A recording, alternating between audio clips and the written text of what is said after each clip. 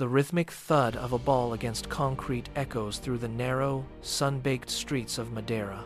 A young boy repeats the movement, eyes locked on a target only he can see. He does not stop when the light fades. He does not stop when his lungs burn. This is not play. It is an obsession taking root. The scene shifts, the narrow alleyway widening into the thunderous, oxygen-starved roar of Old Trafford. The boy is gone, replaced by a blur of motion carving patterns into pristine grass. He sprints down the wing, the ball glued to his feet, turning defenders into statues. Manchester United becomes the crucible of his ambition. He moves with a predatory focus, demanding the ball, demanding space, and demanding perfection. Every goal is a statement. Every strike is a message to a sport that had never seen this level of velocity. The montage accelerates. The rise is meteoric, the dominance absolute. He conquers England, then Europe, lifting the biggest prize in football while the world struggles to keep pace with his output. He has rewritten the rules of the game before he even reaches his prime. The roar of club stadiums fades into the hollow silence of international breaks. With the cabinet full of gold, the focus narrows to a single missing piece. 2006. Germany. A young man stands among veterans, the world watching as the dream slips away. The air changes.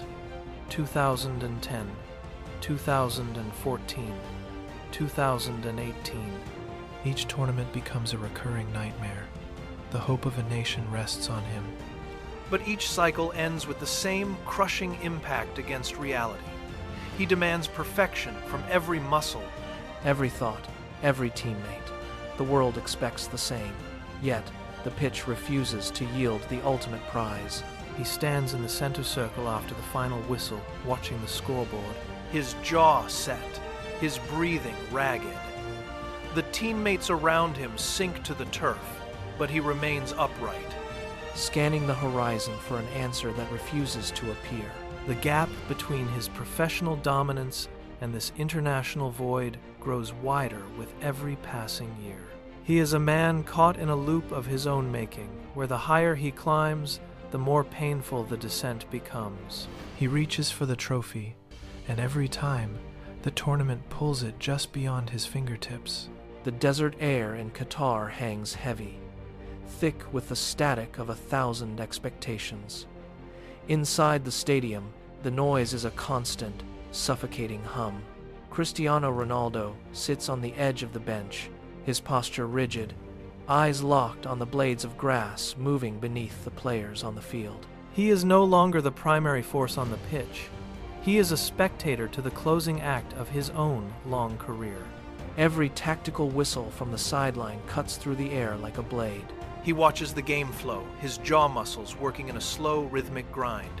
The clock on the stadium scoreboard pulses, each second a countdown against a legacy that demands one final, impossible peak. He leans forward, hands gripping his knees until the knuckles turn white. His gaze tracing the movement of the ball as if he could bend its path through sheer intensity alone. The atmosphere is no longer about the game. It is about the weight of a nation resting on a man who is being phased out of his own dream. The reality of the bench is colder than the field. He does not blink. He does not move. He simply watches the window of opportunity narrow until it is barely a sliver of light. The final whistle bites into the evening air, long and sharp. It is the sound of an ending.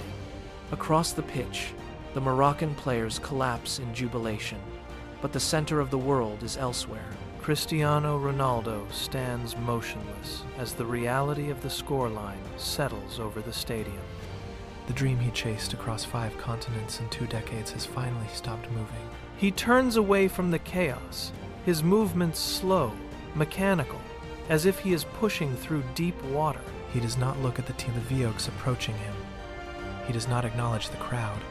His shoulders slump, a subtle shift that carries the weight of a country. Then, the first tear tracks through the dust on his cheek. It is not a graceful exit. It is a raw, jagged moment of human vulnerability. He walks toward the mouth of the tunnel, his head bowed, his stride heavy and uneven. With every step away from the grass, the roar of the stadium becomes a dull, distant hum. He reaches the concrete threshold, the darkness of the passage waiting to swallow him. He does not pause. He does not look back. He simply vanishes into the shadows, alone with the silence of the path ahead. The golden trophy sits under the harsh stadium lights, shimmering with the promise of a history he could not write. Slowly, the light dies. The metal loses its luster. The gold dissolves into the surrounding dark, and the pedestal stands empty. The stadium is vast, cold, and hollow. The roar of thousands has been replaced by the steady hum of cooling floodlights.